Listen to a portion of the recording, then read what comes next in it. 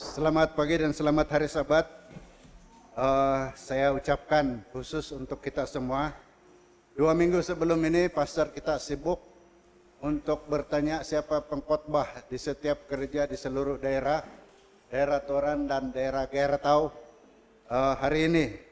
Jadi dia kumpulkan semua yang berkhotbah pada hari ini dan memberikan bahan khotbah yang disediakan, dan bahan khotbah ini bukan saja dikhotbahkan di gereja kita, tetapi dikhotbahkan di seluruh dunia. Karena hari ini adalah Sabat Penetalayanan. Saya akan membaca bahan khotbah ini. Namun sebelum itu, ia adalah dalam sekolah Sabat kita belajar tentang keputusan radikal lah. Jadi apa yang dikhotbahkan hari ini memerlukan kita untuk mengambil satu keputusan radikal. Saya minta penjelasan daripada pastor tentang hal yang akan saya khotbahkan, karena tidak ada mekanisme teknikal yang disediakan, cuma dia sediakan philosophical sahaja. Dia punya konsep filosofi saja, tetapi dia tidak sediakan konsep mekanisme bagaimana ia harus disediakan. Jadi saya berhubung dengan Pastor Justin, pengarah penetalayanan tadi pagi, dan saya berkesempatan untuk meminta beberapa penjelasan yang akan saya selitkan di dalam khotbah pada pagi ini, agar kita semua masing-masing dapat mengambil satu iktibar daripada apa yang disarankan di dalam jabatan penetalayanan untuk kita memantapkan kita punya pelayanan, kita punya ibadah, kita punya kebaktian, penyembahan kepada Kristus. Tajuk ialah mengapa persembahan kita harus berdasarkan peratusan. Sebelum ini kita punya persepuluhan saja yang berdasarkan kepada 10%. Okay? Jadi hari ini matlamat pelajaran ini ialah supaya kita mengalihkan konsep pemikiran kita daripada bukan saja persepuluhan yang berdasarkan peratusan, tetapi juga persembahan berdasarkan peratusan dari pendapatan. Oke.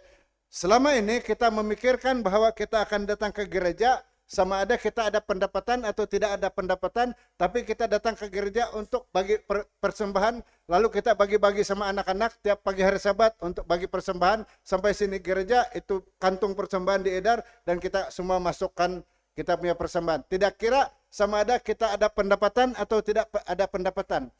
Konsep Alkitab ialah persepuluhan dan persembahan adalah dua konsep yang sama-sama berdasarkan kepada peratusan. Jadi hari ini kita akan kongsikan dan saya akan coba terangkan, dan mengikut Pastor Justin tadi pagi, kamu ada 3 Sabat berjurut-jurut untuk memaklumkan kepada gereja sebelum kita beralih kepada konsep peratusan. Oke. Yang saya, adakah itu berupa satu proyek yang baik, satu keperluan penting dalam gereja lokal, digerakkan oleh suatu emosi rohani dari pengalaman mistik, atau tiada apa-apa seperti yang saya sebutkan tadi. Oke. Seterusnya, daripada dianggap sebagai satu sumbangan atau derma kepada gereja, persembahan harus dilihat dan diamalkan sebagai satu pernyataan kepercayaan, expression of faith, Mazmur 4 ayat 5. Dan ia merupakan satu amalan ibadah kepada Tuhan, Mazmur 27 ayat 6. Itu sebab di dalam gereja upacara persembahan itu disebut sebagai khotbah persepuluhan, khotbah pemberian. Oke. So ada khotbah utama, ada khotbah persembahan, ada khotbah kanak-kanak waktu ini. Jadi itulah sebab pendorong sesuatu amalan persembahan harus lebih penting daripada pemberi, daripada kemana persembahan itu digunakan atau proyek yang akan disokongnya. Jadi kalau ada persembahan yang diperlukan, persoalannya ialah untuk apa itu persembahan, bukan begitu. Tetapi sejauh manakah pernyataan iman kita kepada Tuhan yang harus digambarkan melalui pemberian persembahan kita. Bukan bermakna mengetahui kemana uang persembahan itu digunakan tidak penting, namun pastikan ekspresi kepercayaan, amalan ibadah dan pujian harus mendahului segala-galanya. Oke. Apakah yang lebih penting, persepuluhan atau persembahan? Kemungkinan yang memeranjatkan dan berbeza dari tanggapan orang ramai mengenai kepercayaan Adventist yang populer tentang persepuluhan dan persembahan ialah Alkitab mengajar bahwa walaupun kedua-duanya mempunyai tujuan yang berbeza, kedua-duanya adalah satu bahagian yang penting dalam kebaktian ibadah kita. Keimanan kita, kepercayaan kita kepada Tuhan, dan kedua-duanya harus berdiri pada tahap kepentingan yang sama. Mengabaikan salah satu daripadanya, persepuluhan atau persembahan, adalah dilambangkan oleh firman Tuhan sebagai sikap yang tidak jujur. Maliaki 3 ayat 8 dengan ayat 9. Namun demikian, walaupun mereka adalah sama pentingnya, ia tidak harus dicampur atau ditukar ganti oleh pemberi, karena setiap satu mempunyai fungsi yang spesifik di dalam rencana Tuhan untuk melaksanakan pekerjaannya. Persepuluhan tidak boleh diberikan sebagai persembahan dan juga persembahan tidak boleh diberikan sebagai persepuluhan. Seterusnya, apakah situasi yang membawa kepada pemberian sebuah persembahan? Berapa kerapkah ia harus diberikan? Disebabkan oleh sifat keberdosaan kita, ianya tidak sesuai untuk menetapkan kekerapan atau kuantiti persembahan mengikut perasaan kita. Ada yang kita berpikir bahwa oke, saya persembahan saya tetapkan 10 ringgit. Jadi tiap hari Sabat kita bagi 10 ringgit kan. Jadi bagaimana kalau tidak ada itu 10 ringgit? Jadi kita pun risau, oh tidak apalah ini kali tidak bagilah. Tetapi kalau berdasarkan peratusan, apabila kita terima gaji, persepuluhan 10%. Persembahan tidak semestinya 10%. Dan ini adalah pandangan saya sendiri. Okay.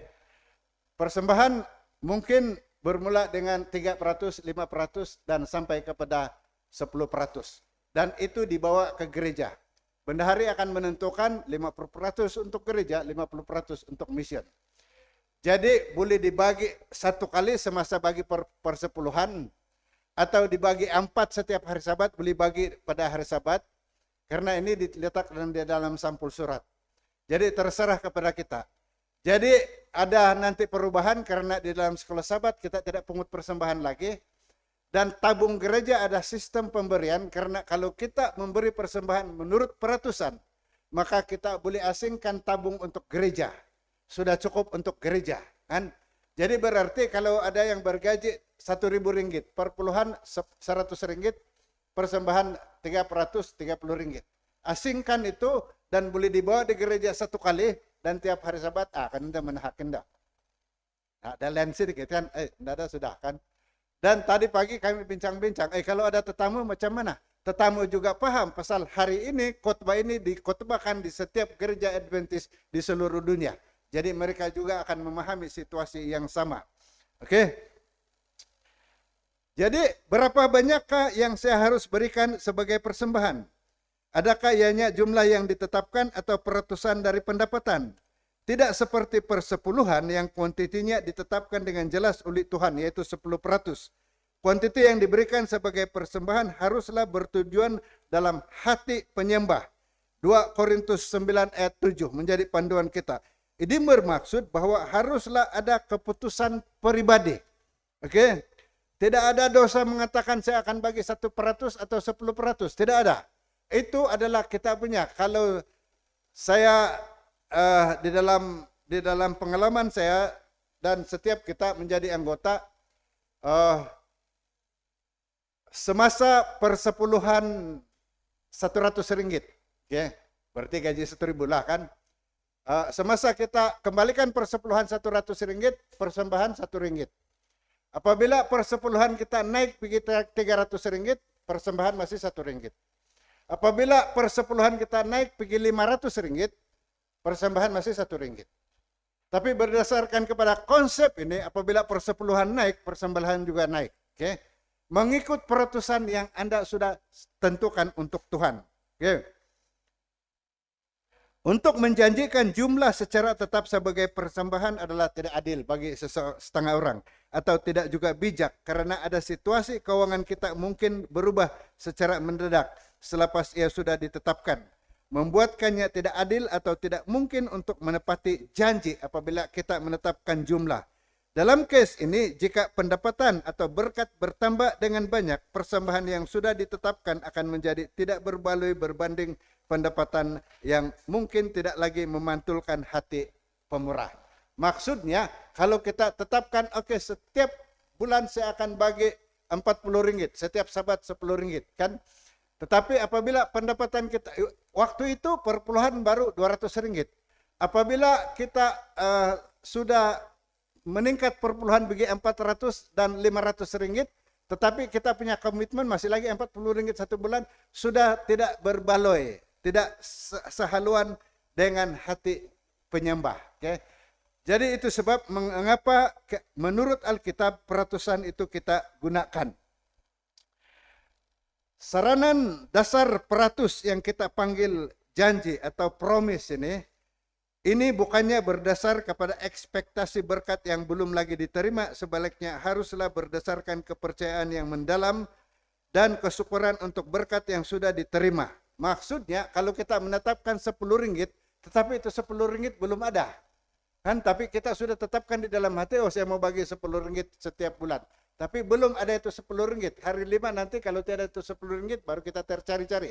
Tetapi kalau berdasarkan peratusan, berarti yang bergaji itu sudah kita tentukan, katakan 5%. Jadi semua apabila kita terima gaji kita, kita asingkan persepuluhan, kita asingkan persembahan, berarti persembahan kita berdasarkan kepada apa pendapatan kita. Itu sebab peratusan itu sangat penting untuk kita pahami. Kan? Jadi ini adalah motivasi juga Nabi Yunus apabila dia bernyanyi di dalam Yunus 2 ayat 9. Tetapi aku akan menyanyikan puji-pujian bagimu dan aku akan mempersembahkan korban untukmu. Aku akan menunaikan segala janjiku. Engkaulah Tuhan yang menyelamatkan. Saudara, bolehkah kita mendapati kaedah berkadar untuk sumbangan keuangan bukan persepuluhan di dalam Alkitab? Adakah ini di dalam Alkitab? Oke. Nanti ramai orang bertanya, ini biblical atau non-biblical? Alkitabiah atau bukan Alkitabiah? Walaupun ianya tidak dinyatakan dengan jelas, namun ada philosophical answer bagi persoalan ini. Alkitab ada sediakan atau ada siratkan cadangan kaidah berkadar atau berperatus. Adalah cara yang lebih baik untuk menunjukkan kesyukuran, kemurahan hati, dan keliberalan dalam inisiatif persembahan. So ada 3 contoh di dalam Alkitab di sini. Yang pertama Zakius. Zakius pemungut cukai. Zakius tidak menawarkan untuk mengembalikan satu jumlah tetap kepada orang miskin. Sebaliknya, sebuah peratusan yang spesifik dari hartanya. Dia berkata 50% saya asingkan untuk orang miskin. Dia juga bercadang untuk mengembalikan 4 kali ganda kepada sesiapa yang mengalami ketidakjujuran. Kalau ada yang saya tipu, saya akan kembali 4 kali ganda. Jadi kalau dia tipu 1 ringgit, dia kasih kembali 4 kali 1 ringgit. Kan? Lukas 19 ayat 8 hingga 9. Prinsip persepuluhan telah mendidik ramai orang Yahudi seperti Zakius untuk berpikir secara berkadar yang memerlukan logik terperinci daripada kaidah jumlah yang tetap.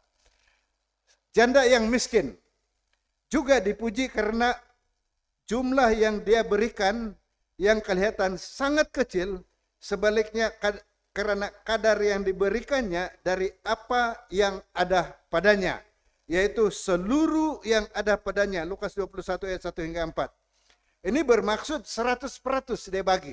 Kan? Seluruh ada padanya.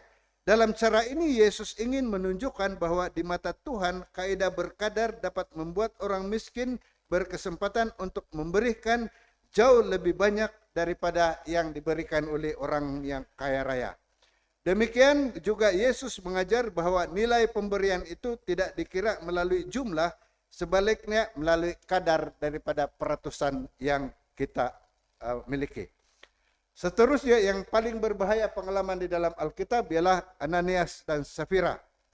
Mereka berdua dihukum bukan karena tidak memberikan persembahan.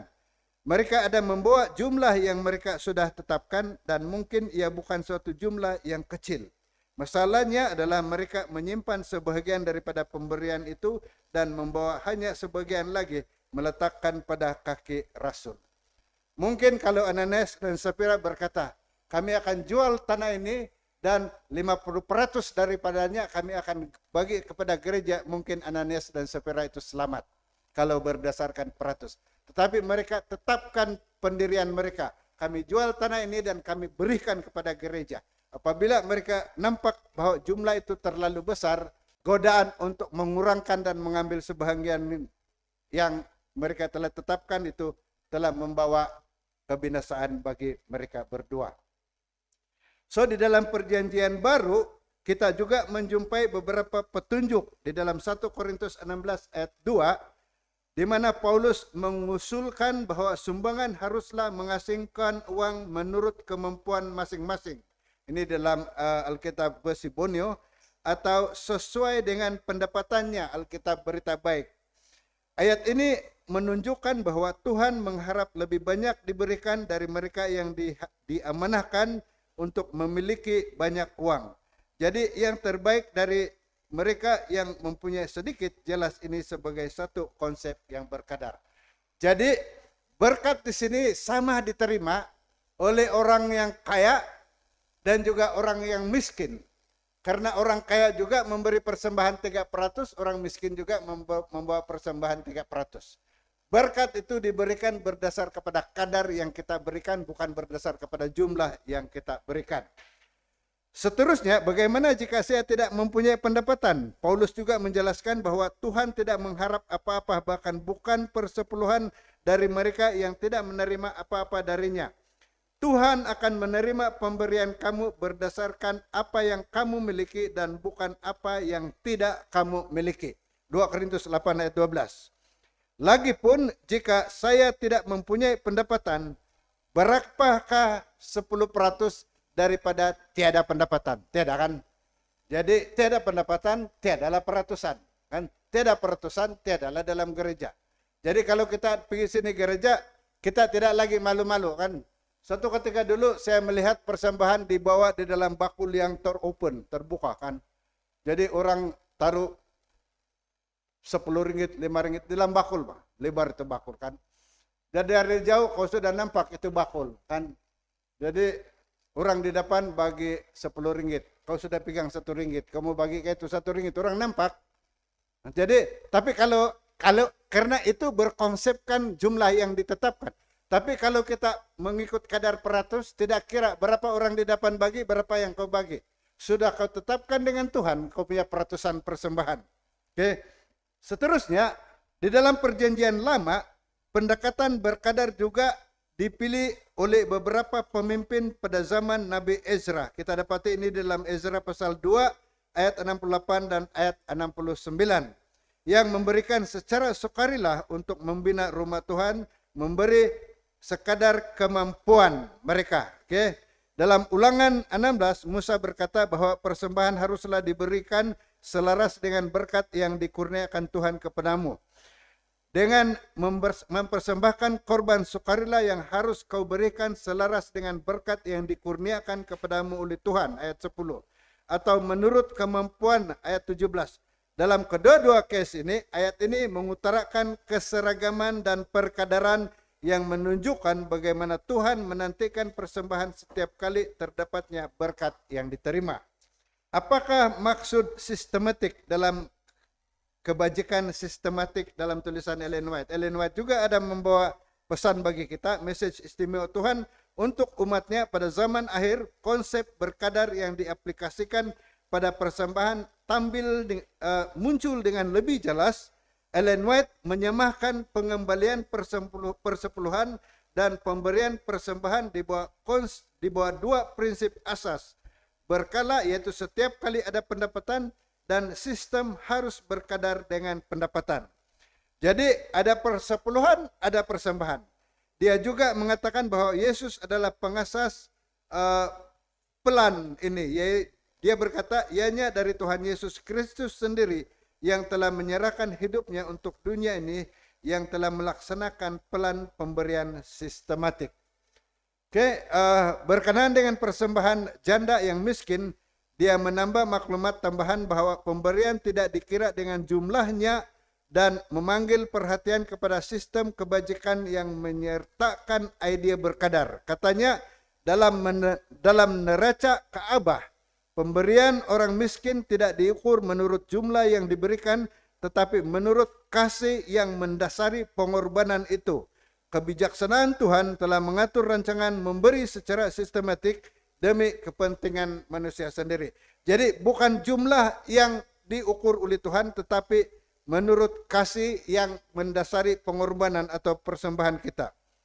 Mungkin petunjuk yang paling jelas yang menunjukkan sistem persembahan Tuhan adalah yang mencadangkan persembahan sebagai sebahagian daripada pendapatan adalah petikan Ellen White ini.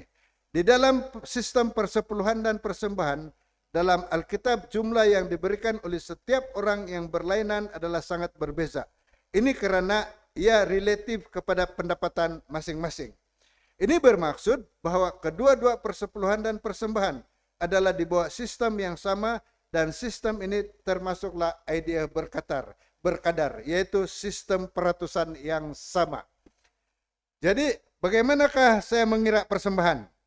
Jika saya memilih untuk memberi persembahan, saya berdasarkan peratusan daripada pendapatan saya setiap kali mempunyai berkat keuangan atau pendapatan. Saya tidak lagi bergantung kepada perasaan. Okay. Birama petahakan putih kan, no? Atau pemikiran yang mendorong kita untuk memikir. Gugumun bedembena, gugumun omat. Kan begitu kan kita. Kalau ada bagus sedikit kita punya hati, ini hari bagus sedikit lah, Tuhan berkat kita kasih banyaklah persembahan hari ini. Tidak lagi didorong dalam pemikiran seperti itu. Hati yang penuh syukur atau rayuan dari proyek misioneri yang relevan. Satu pertanyaan yang saya belum tanya tentang persembahan Sabat ke-13 kan. Nanti saya jelaskan. Ia sepatutnya suatu hasil dari keputusan yang disengajakan dan dirancang, hasil dari prinsip yang hidup, berakar dalam amanat Tuhan, yaitu dari kehendak hati yang dalam. Katanya, Tuhan telah memberikan kita arahan yang jelas mengenai hal tersebut. Hal pemberian tidak dibiarkan pada pengaruh atau perasaan semata-mata. Tuhan telah memberikan kita arahan yang jelas mengenai hal itu. Dia telah menentukan persepuluhan dan persembahan sebagai satu ukuran tanggung jawab, dan dia ingin kita memberi secara tetap dan sistematik. Oke. So, nampaknya ini adalah cara pemberian yang asas dan kebiasaan, dan apa sahaja persembahan yang berdasarkan proyek diberikan sebagai tambahannya. Jadi kalau ada proyek dalam gereja kita membuat tabung kan untuk gereja. Nanti sebentar saya akan jelaskan. Oke, dalam sebuah teks menarik, Ellen White mengatakan bahwa beberapa umat yang cermat dari orang Israel membuat pemberian kepada Tuhan sebanyak 1/3 daripada pendapatan mereka. Kemudian dia menambah selain daripada semua derma sistematik, dan tetap terdapat satu objek istimewa dipanggil persembahan sukarela atau free will offering. Proyek pemberi seperti kemah suci yang di Mina di padang gurun memerlukan persembahan tambahan. Ka'bah di Yerusalem juga adalah proyek tambahan yang memerlukan persembahan yang tambahan.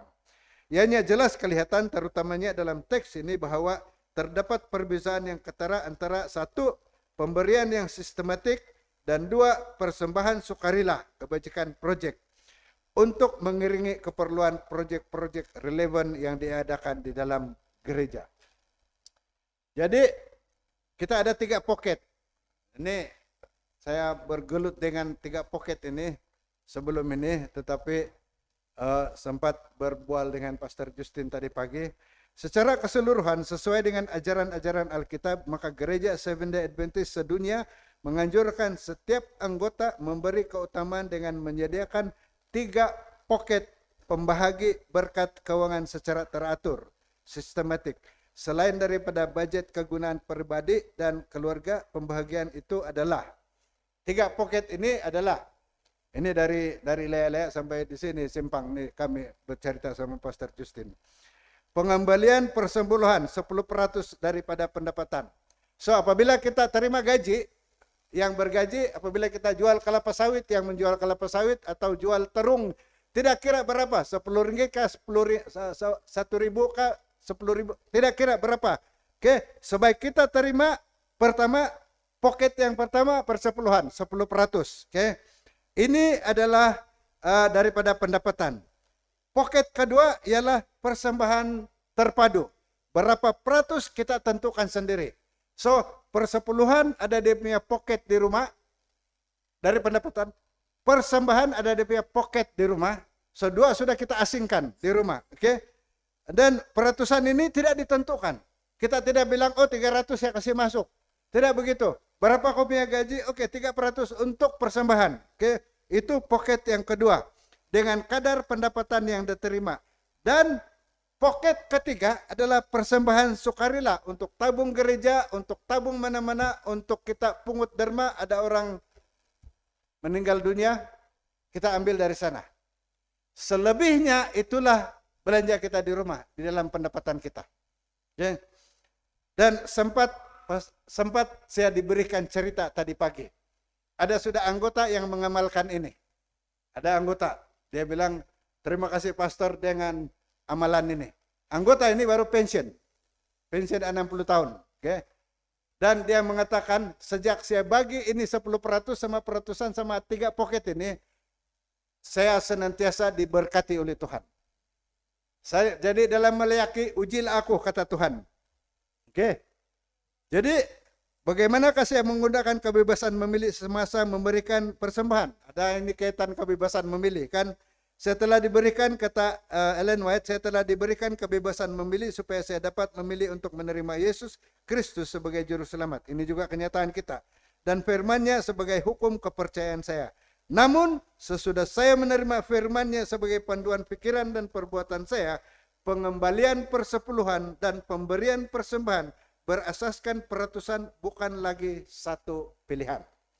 Ia adalah sebahagian daripada package perhubungan pribadi seorang umat Kristen Adventist dengan penciptanya Yesus Kristus.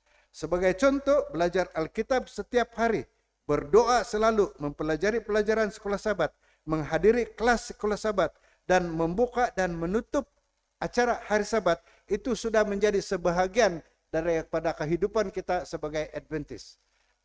Dengan demikian, persepuluhan dan persembahan berkala, berperatusan juga menjadi sebahagian daripada hidup kita. Itu bukan lagi choice, it's a way of life. Yesus bilang, akulah jalan, I am the way. Berarti jalan kehidupan yang Kristus punya.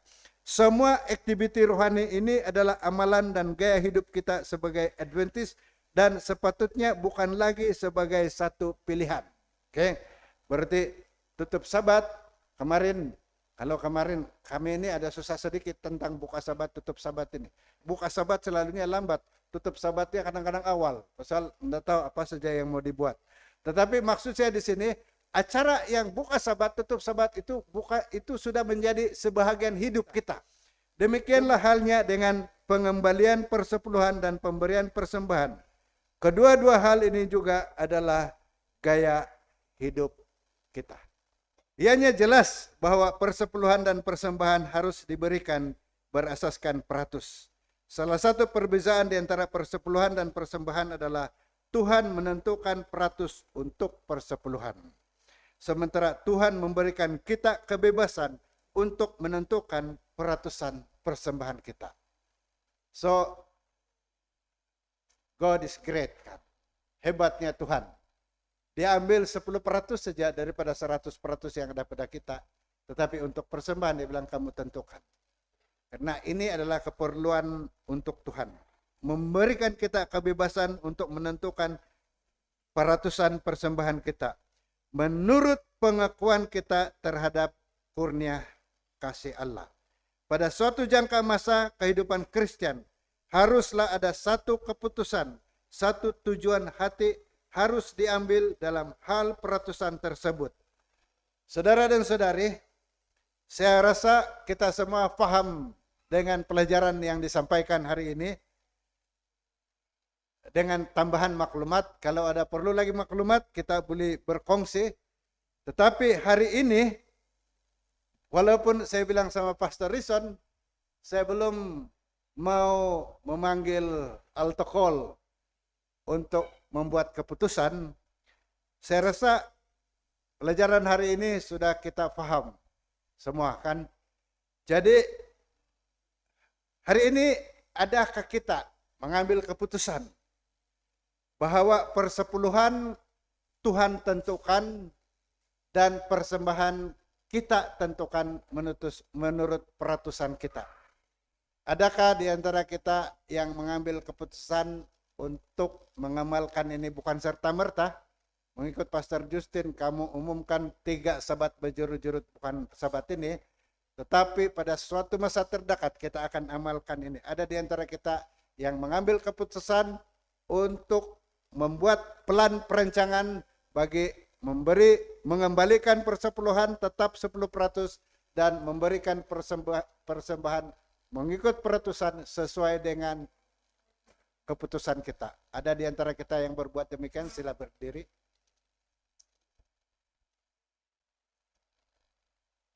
Oke. Terima kasih. Saya ingin berdoa. Bapa di surga, hari ini adalah satu komitmen yang sudah kami buat tentang bagaimana kami dapat membantu memajukan pekerjaan Tuhan melalui mengembalikan persepuluhan dan memberikan persembahan berkadar mengikut peratusan yang kami akan tetapkan.